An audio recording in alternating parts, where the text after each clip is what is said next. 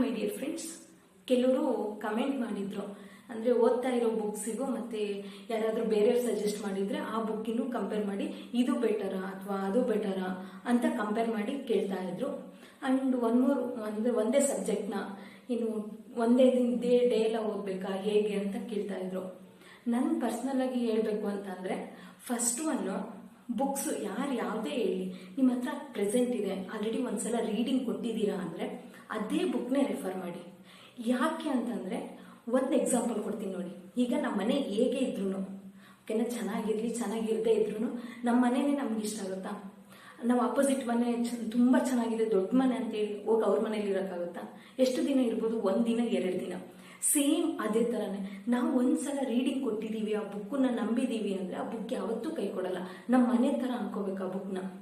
ಓಕೆನಾ, ಆ ಬುಕ್ಕನ್ನೇ ಚೆನ್ನಾಗಿ ಓದಬೇಕು, ಪರ್ಫೆಕ್ಟಾಗಿ ಓದಬೇಕು, ರಿವಿಷನ್ ಮಾಡ್ತಾ ಇರಬೇಕು.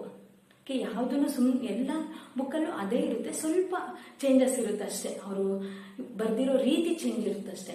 ನೀವು ಆ ಬುಕ್ಕು ಸರಿ ಇದೆಯಾ ಇಲ್ಲ ಅಂತ ನಿಮಗೆ ಗೊತ್ತಾಗುತ್ತಂದರೆ, ನೀವು ರೀಡಿಂಗ್ ಕೊಟ್ಟಿರ್ತೀರಲ್ಲ, 1 ಸಲ 2 ಸಲ ಕೊಟ್ಟಿರ್ತೀರ, ಆ ಬುಕ್ಕಿಗೆ ಮತ್ತೆ ಒಂದು ಕ್ವಶನ್ ಪೇಪರ್ ಇಟ್ಕೊಳ್ಳಿ. ಆ ಕ್ವಶನ್ ಪೇಪರ್ ಇಟ್ಕೊಂಡಾಗ ನೀವು ಸಾಲ್ವ್ ಮಾಡ್ತಾ ಇರುವಾಗ ಆ ಬುಕ್ಕಲ್ಲಿರೋದೇ ಬರ್ತಾ ಇದೆಯಾ?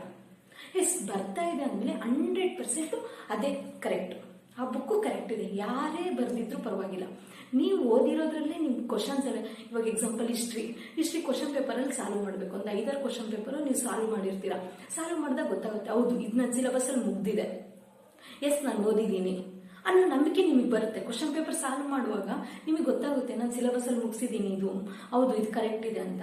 ಆಗಿರುವಾಗ ಆ ಸಬ್ಜೆಕ್ಟ್ಸ್ ಕರೆಕ್ಟ್ ಇದೆ ಅಂತ ಅರ್ಥ. ನೀವು ಓದ್ತಾ ಇರೋ ಬುಕ್ಸ್ ಕರೆಕ್ಟ್ ಇದೆ ಅಂತ ಚೇಂಜ್ ಮಾಡೋದಕ್ಕೆ ಹೋಗಬೇಡಿ. ಒಂದು ಕ್ವಶನ್ ಪೇಪರ್ ಇಟ್ಕೊಂಡು ನಿಮಗೆ ಕರೆಕ್ಟಾಗಿ ಅದನ್ನ ಇವಾಗ 100ಕ್ಕೆ ಅಟ್ಲೀಸ್ಟ್ 90 ಮಾರ್ಕ್ಸ್ ನೀವು ಓದಿರೋ ಸಿಲೆಬಸ್ಸಲ್ಲೇ ಕವರ್ ಆಗಿದೆ ಅಂದರೆ ಆ ಬುಕ್ಸ್ ಚೇಂಜ್ ಮಾಡಬೇಡಿ. ಆ ಬುಕ್ನೇ ಕರೆಕ್ಟಾಗಿ ಓದಿ. ಯಾವುದೇ ಕಾರಣಕ್ಕೂ ಅಲ್ಲೋಗಿ ಕನ್ಫ್ಯೂಸ್ ಆಗಬಾರ್ದು. ಆ ಥರ ಪರ್ಫೆಕ್ಟಾಗಿ ಓದಿ ಹೋಗಿ. ಇದು ನನ್ನ ಪರ್ಸನಲ್ ಸಜೆಷನ್. ಸುಮ್ಮನೆ ಯಾರೋ ಏನೋ ಹೇಳ್ತಾರಂತ ಮತ್ತೆ ಚೇಂಜ್ ಮಾಡಬೇಡಿ. ಓಕೆ, ನೆಕ್ಸ್ಟು ನನ್ನ ಮೊನ್ನೆ PCಯಲ್ಲಿ ಬುಕ್ ಲಿಸ್ಟ್ ಕೊಟ್ಟಿದ್ದೆ. ಅದರಲ್ಲಿ ನಾನು IAS genius question paper solve ಮಾಡಿ ಅಂತಿದ್ದೆ. ಯಾಕೆ ಅದೇ ಹೇಳಿದೆ ಅಂದರೆ, ನನ್ನ ಇವಾಗ ನೆಕ್ಸ್ಟ್ PSIಗೂ ಕರಿತಾ ಇದ್ದಾರೆ. ಆಸ್ ಎ ಫ್ರೆಶರ್ ಆಗಿ ಏನಾದರೂ ಬುಕ್ಸ್ ಪರ್ಚೇಸ್ ಮಾಡಿದರೆ ಅದನ್ನ ಯಾಕೆ ತೊಗೊಂಡ್ಲಿ ಅಂತ ಹೇಳಿದೆ ಅಂದರೆ, PSIಗೂ ಕನ್ಫರ್ಮ್. ಇಫ್ ಇನ್ ಕೇಸ್ ನೀವು PC ಆದ್ರೂ ನೆಕ್ಸ್ಟ್ PSIಗೂ ಆ ಬುಕ್ಕು ಕರೆಕ್ಟಾಗಿ ಓದಿದ್ರೆ PSIನೂ ಆಗ್ಬೋದು ಅನ್ನೋ ಒಂದು ನಂಬಿಕೆಯಿಂದ ನಾನು ಹೇಳಿದೆ. ಓದೋದೇ ಓದ್ತೀರಾ, ಹಾರ್ಡ್ ವರ್ಕ್ ಮಾಡ್ತೀರಾ, ಇನ್ನು ಸ್ವಲ್ಪ ಎಫರ್ಟ್ ಹಾಕಿ ಚೆನ್ನಾಗಿ ಓದಿದ್ರೆ ಇನ್ನೂ ಒಳ್ಳೆ ಜಾಬೇ ಸಿಗುತ್ತೆ ಅನ್ನೋ ಒಂದು ಉದ್ದೇಶದಿಂದ ನಾನು IASದೂ ಸಜೆಸ್ಟ್ ಮಾಡಿದೆ. ಎಲ್ಲನೂ ಇವಾಗ ಕನ್ಫರ್ಮ್ ಆಗಿದೆ, PSIನೂ ಎಷ್ಟೊಂದು ಸೀಟ್ಸ್ ಕರೆದಿದ್ದಾರೆ, ಸೊ ಟ್ರೈ ಮಾಡ್ಬೋದು ಅನ್ನೋ ಉದ್ದೇಶದಿಂದ ನಾನು ಹೇಳಿದೆ. ಇವಾಗ PU ಆ ಥರ ಮಾಡಿರೋರಾದರೆ ಬೇಡ, ಇನ್ನು IASದೆಲ್ಲ ಓದೋದು ಬೇಡ, ಅಷ್ಟೆಲ್ಲ ಡೆಪ್ತ್ PC ಕೇಳಲ್ಲ. ಬಟ್ PSIಗೆ ಜೀನಿಯಸ್ ಕ್ವಶನ್ ಪೇಪರಲ್ಲಿ 100% ಕ್ವಶನ್ಸ್ ಬಂದಿದೆ. ಫುಲ್ ಲಾಂಗ್ ಇರೋ ಕ್ವಶನ್ಸ್ ಬಂದಿಲ್ಲ, 1 ವರ್ಡ್ ಅಥವಾ 2 ವರ್ಡ್ಸಲ್ಲಿ ಬಂದಿರುತ್ತಲ್ಲ. ಅಂದರೆ ಈ ಪ್ರೀವಿಯಸ್ IAS ಕ್ವಶನ್ ಪೇಪರ್ಸು ಈ PSIಗೆ ಹೇಗೆ ತೆಗಿತಿದಾರೋ ಆ ಥರ ತೆಗಿತಾ ಇದ್ರು. 1991ರಿಂದ ಬಂದಿದೆ ಆ ಕ್ವಶನ್ ಪೇಪರು. ಅವಾಗ ಆ ಥರ 1 ವರ್ಡಲ್ಲಿ ತೆಗಿತಾ ಇದ್ರು IASಗೆ. ಓಕೆನಾ, ಆದ್ರಿಂದ ಅದು ಸಾಲ್ವ್ ಮಾಡಿ ಅಂತ ಹೇಳಿದ್ದು. ನೆಕ್ಸ್ಟು ಡೇ ಫುಲ್ಲು ನೀವೇನಾದರೂ ಒಂದೇ ಸಬ್ಜೆಕ್ಟ್ ಓದಬೇಕಾ ಅಥವಾ ಚೇಂಜ್ ಮಾಡಬೇಕಾ ಅಂತ ಕೇಳಿದ್ರು. ನಂದೊಂದು ಇಂಟೆನ್ಷನ್ ಏನಂದರೆ, ಡೇ ಫುಲ್ ನಾವು ಒಂದೇ ಥರದ್ದು ಊಟ ಮಾಡೋಕ್ಕೆ ಯಾರಿಗೂ ಇಷ್ಟ ಆಗಲ್ಲ ಅಲ್ವಾ? ನೀವೇ ಆಯಿತು ಒಂದೇ ಥರದ್ದು ಊಟನೇ ಡೇ ಫುಲ್ ಮಾಡಿ, ಸಾಧ್ಯನೇ ಇಲ್ಲ, ಇಂಟ್ರೆಸ್ಟ್ ಬರಲ್ಲ, ಆಗಲೇ ಬೋರ್ ಆಗುತ್ತೆ. ಆಯಿತು 1 ದಿನ ಮಾಡ್ಬೋದು, 2 ದಿನ ಮಾಡ್ಬೋದು, ಆಲ್ರೆಡಿ 3ನೇ ದಿನ ನನಗೆ ಬೇಡಪ್ಪ ಅನಿಸುತ್ತೆ. ಸೇಮ್ ಅದೇ ಥರನೇ ಸಬ್ಜೆಕ್ಟು ಅಷ್ಟೇ. ಚೇಂಜ್ ಮಾಡ್ತಾ ಇದ್ರೆ, ಅಂದರೆ 2 ಅವರ್ಸಿಗೆ ಒಂದ್ಸಲ 3 ಅವರ್ಸಿಗೆ ಒಂದ್ಸಲ ಚೇಂಜ್ ಮಾಡ್ತಾ ಇದ್ರೆ ನಿಮ್ಗೆ ಇನ್ನೂ ಇಂಟ್ರೆಸ್ಟ್ ಜಾಸ್ತಿ ಆಗ್ತಾ ಹೋಗುತ್ತೆ. ಡೇ ಫುಲ್ಲು ಆಕ್ಟಿವ್ ಆಗಿ ಓದ್ಬೋದು. ಇಲ್ಲ ಡೇ ಎಲ್ಲ ಒಂದೇ ಸಬ್ಜೆಕ್ಟ್ ಇಟ್ಕೊಳ್ತೀನಿ ಅಂದರೆ ನಿಮಗೆ ಗೊತ್ತಾಗಲ್ಲ, ಅದು ಬೋರ್ ಆಗ್ತಾ ಇರುತ್ತೆ. ಓಕೆ, ಇಷ್ಟೇ ಹೇಳ್ತಾ, ಅಂದರೆ ಸೈನ್ಸು ಒಂದು ಟಾಪಿಕ್ ತೊಗೊಂಡ್ಬಂದಿದ್ದೀನಿ, ತುಂಬ ಇಂಪಾರ್ಟೆಂಟ್ ಟಾಪಿಕ್ಕು, ತುಂಬ ಸಲ ಕೇಳಿದ್ದಾರೆ ಅದು ಕ್ವಶನಲ್ಲಿ. ಆದ್ರಿಂದ ಇದು ಸ್ವಲ್ಪ ಕನ್ಫ್ಯೂಸ್ ಆಗುತ್ತೆ ಅನ್ನೋ ಒಂದು ಉದ್ದೇಶದಿಂದ ನಾನು ಹೇಳ್ಬೇಕು ಅಂತ ಮಾಡಿದೆ ಈ ವಿಡಿಯೋನ.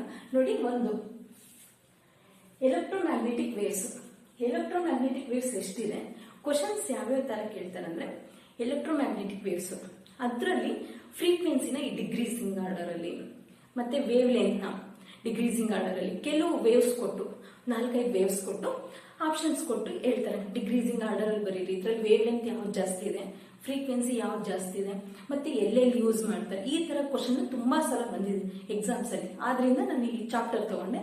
ನೋಡಿ, ಎಲೆಕ್ಟ್ರೋಮ್ಯಾಗ್ನೆಟಿಕ್ ವೇವ್ಸು ಟೋಟಲ್ 7 ಇದೆ. ಈ ಏಳ್ನ ಹೇಗೆ ನೆನ್ಪಿಟ್ಕೋಬೇಕಂತ ಹೇಳ್ತೀನಿ. ಫಸ್ಟ್ ಒನ್ ರೇಡಿಯೋ ವೇವ್ಸ್ ಮತ್ತೆ ಮೈಕ್ರೋವೇವ್ಸ್, ಇನ್ಫ್ರಾರೆಡ್, ವಿಸಿಬಲ್ ಮತ್ತೆ UV rays, X rays, gamma rays. ಇವಾಗ ಇದ್ರಲ್ಲಿ ಯಾವುದೋ ಒಂದು 4 ಕೊಟ್ಬಿಡ್ತಾರೆ. 4 ಕೊಟ್ಟು ಏನ್ ಹೇಳ್ತಾರೆ, ಇದನ್ನ ಫ್ರೀಕ್ವೆನ್ಸಿನ ಡಿಕ್ರೀಸಿಂಗ್ ಆರ್ಡರ್ ಅಲ್ಲಿ ಬರೀರಿ ಅಥವಾ ಇನ್ಕ್ರೀಸಿಂಗ್ ಆರ್ಡರ್ ಅಲ್ಲಿ ಬರೀರಿ, ಈ ತರ ಹೇಳಿದ್ದಾರೆ. ಆದ್ರಿಂದ ಈಗ ನೋಡಿ ಒಂದು ಹೇಳ್ತೀನಿ, ಇವನ್ ನೆನ್ಪಿಟ್ಕೊಳ್ಳೋದಕ್ಕೆ. First one radio waves. ಈಗ ನಾವು ಯಾವುದೋ ಒಂದು ವಸ್ತು ತಗೊಂಡಿರ್ತೀವಿ, ವಸ್ತು ತಗೊಂಡಾಗ ಏನಂತೀವಿ, ಇದು ನನ್ನ ವಸ್ತು, ನಾನು ತಗೊಂಡ್ಬಂದು ದುಡ್ಡು ಕೊಟ್ಟು ಐ ಲವ್ ದಿಸ್ ಹೀಗೆಲ್ಲ ಹೇಳ್ತೀವಲ್ವ. ಹಾಗೆ same radio is main.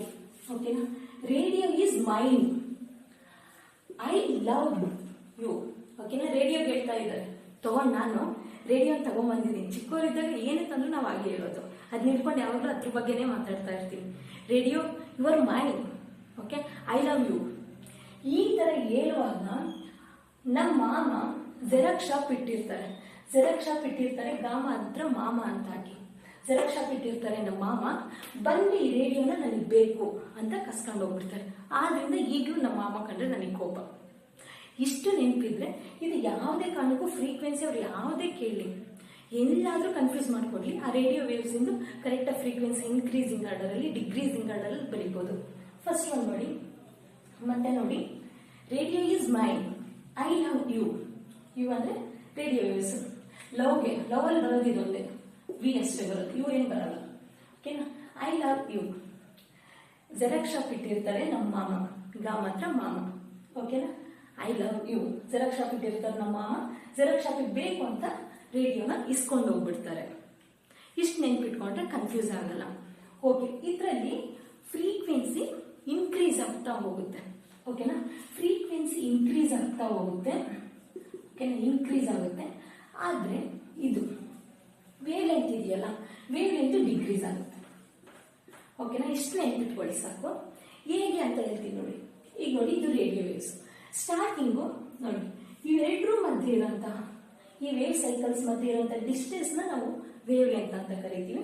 But frequency ಏನಂತೀವಿ, ಪ್ರತಿ ಸೆಕೆಂಡಿಗೆ ಎಷ್ಟು ವೇವ್ಸ್ ಹೋಗುತ್ತೆ ಅಂತ ಕೌಂಟ್ ಮಾಡ್ತಾರಲ್ಲ, ಆ ಸ್ಪೀಡ್ಗೆ ನಾವು ಫ್ರೀಕ್ವೆನ್ಸಿ ಅಂತೀವಿ.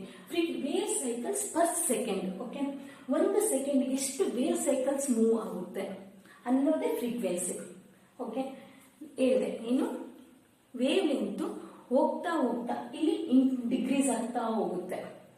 ಓಕೆ, ನೋಡಿ ಡಿಕ್ರೀಸ್ ಆಗಿದೆ. ಡಿಸ್ಟೆನ್ಸ್ ನೋಡಿ ಡಿಕ್ರೀಸ್ ಆಗ್ತಾ ಹೋಗುತ್ತೆ. ಫ್ರೀಕ್ವೆನ್ಸಿ ಇನ್ಕ್ರೀಸ್ ನೋಡಿ, ವೇವ್ಸ್ ಇಲ್ಲಿ 1 ಸೆಕೆಂಡಿಗೆ ಜಾಸ್ತಿ ವೇವ್ಸ್ ಹೋಗುತ್ತಾ, ಇಲ್ಲಿ 1 ಸೆಕೆಂಡಿಗೆ ಜಾಸ್ತಿ ವೇವ್ಸ್ ಹೋಗುತ್ತಾ, ಇಲ್ಲ ತರ ಹೋಗುತ್ತೆ.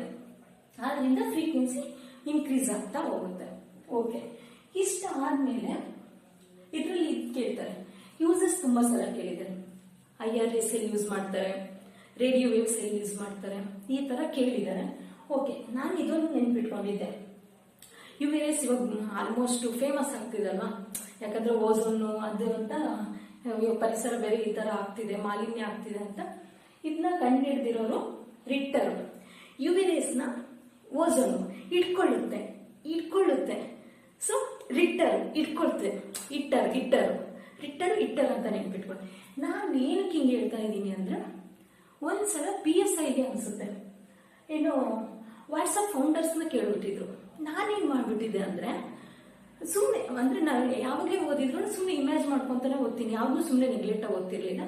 ಸೊ ನಾನೇನ್ ಮಾಡಿ ನೋಡಿ, ಜಾನ್ ಕೋಮು ಮತ್ತೆ ಬ್ರಿಯಾನ್ ಆಕ್ಟನ್ ಅದನ್ನ ಇಬ್ರು ಕಂಡುಹಿಡ್ದಿರೋದನ್ನ ನಾನೇನ್ ಮಾಡಿದ್ದೆ, ಜಾನ್ವಿ ಎಷ್ಟು ಆಕ್ಟಿಂಗ್ ಮಾಡ್ತಾಳೆ ನೋಡು ವಾಟ್ಸಪ್. ಚಿಕ್ಕವ್ರಿಗೆ ಇನ್ನು ಸ್ಟಾರ್ಟಿಂಗ್ ಇನ್ನು ನಾವು ವಾಟ್ಸಪ್ ಯೂಸ್ ಮಾಡ್ತಿರಲ್ಲ, ಪಕ್ಕದಲ್ಲಿರೋರು ಯೂಸ್ ಮಾಡ್ತಿದ್ರೆ ನಾವೇನಂತೀವಿ, ನೋಡಿ ಎಷ್ಟು ಆಕ್ಟಿಂಗ್ ಮಾಡ್ತಾರೆ, ವಾಟ್ಸಪ್ ನಾನೇ ಯೂಸ್ ಮಾಡ್ತಿರೋದು ಅನ್ನಂಗೆ ಅಲ್ವಾ, ಹಿಂಗಂತೀವಿ. ನೋಡು ನಾನೇ ಮೊಬೈಲ್ ಯೂಸ್ ಮಾಡೋದು ಅನ್ನೋ ತರ ಆಕ್ಟಿಂಗ್ ನೋಡೋರು ಹೆಂಗ್ ಮಾಡ್ತಾರೆ. ಸೇಮ್ ಹಂಗೆ ನಾನೇನ್ ಮಾಡಿದ್ದೆ, ಜಾನ್ವಿ ಆಕ್ಟಿಂಗ್ ಮಾಡ್ತಾಳೆ. ಓಕೆನಾ, ವಾಟ್ಸಪ್ ನಾನೇ ಯೂಸ್ ಮಾಡೋದು ಅನ್ನೋ ತರ ಆಕ್ಟಿಂಗ್ ಮಾಡ್ತಾಳೆ ಅಂತ ನಾನು ನೆನ್ಪಿಟ್ಕೊಂಡಿದ್ದೆ. ಅದು ಒಂದೇ ಸಲ ನಾನು ಓದಿದ್ದು, ಬಟ್ ಎಕ್ಸಾಮ್ ಅಲ್ಲಿ ಬಂದಿತ್ತು. ನನ್ಗೆ ಅವಾಗ ಫ್ಲಾಶ್ ಆಯ್ತು, ಏನೋ ಆಕ್ಟಿಂಗ್ ಅಂತ ನೆನ್ಪಿಟ್ಕೊಂಡಿದ್ನಲ್ಲ ಅಂತ ಏನೋ ಮಾರ್ಕ್ ಮಾಡಿ ಬಂದಿದ್ದೆ, ಕರೆಕ್ಟ್ ಆಗಿತ್ತು. ಆದ್ರಿಂದ ಏನೇ ಓದಿದ್ರು ನಿಮಗೆ ಆದಂತ ವೇದಲ್ಲಿ ನೆನ್ಪಿಟ್ಕೊಳ್ಳಿ. ಯಾಕಂದ್ರೆ ನಾವು ಓದ್ತಾ ಇರೋದು ಫ್ಯಾಕ್ಟ್ಸ್. ಒಂದು ಪೊಲೀಸ್ ಡಿಪಾರ್ಟ್ಮೆಂಟ್ಗೆ ಆದ್ರೆ ಏನಾಗಿ MCQCಗೆ ಸ್ವಲ್ಪನೂ ಕನ್ಫ್ಯೂಸ್ ಆಗದೆ ಆಗ್ಬೇಕು ಅಂದ್ರೆ ಫ್ಯಾಕ್ಟ್ಸ್, ಇವಾಗ ಫೌಂಡರ್ಸ್ ಎಲ್ಲದ್ದು ಇವಾಗ ಬೇರೆ ದೇಶದ ಹೆಸರು ಅದೇ ತರ ನೆನ್ಪಿಟ್ಕೊಳಕ್ ಆಗಲ್ಲ ನಮಗೆ. ಆದ್ರಿಂದ ನಿಮ್ಗೆ ಆದಂತ ವೇದಲ್ಲಿ ನೆನ್ಪಿಟ್ಕೊಳ್ಳಿ. ನೆಕ್ಸ್ಟ್ ಎಕ್ಸ್ರೇ ಕಂಡುಹಿಡಿದವರು ಯಾರು ಅಂದ್ರೆ ವಿಲಿಯಂ ರಾಂಜನ್. ಇದನ್ನ ಯಾಕೆ ಹೇಳಿದೆ ಅಂದ್ರೆ UV ರೇಸ್ 1801 ಕಂಡುಹಿಡಿದ್ರು.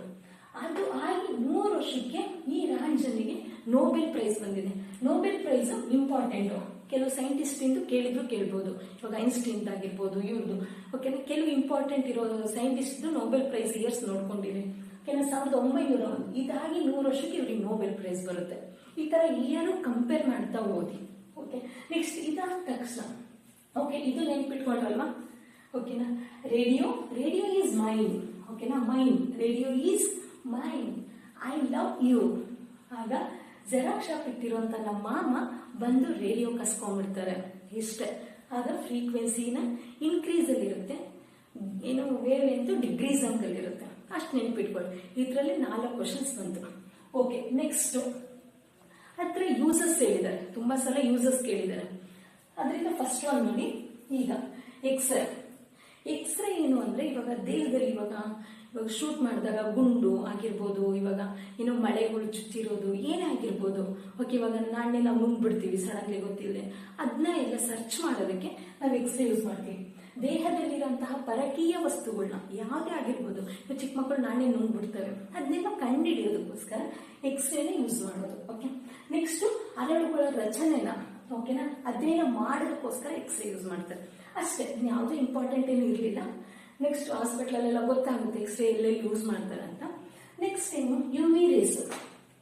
ಇದು ತುಂಬಾ ಇಂಪಾರ್ಟೆಂಟ್. UV ರೇಸ್ ಏನು ಅಂದ್ರೆ ಟ್ಯೂಬ್ ಲೈಟ್ಸ್ ಅಲ್ಲಿ ಯೂಸ್ ಮಾಡ್ತಾರೆ.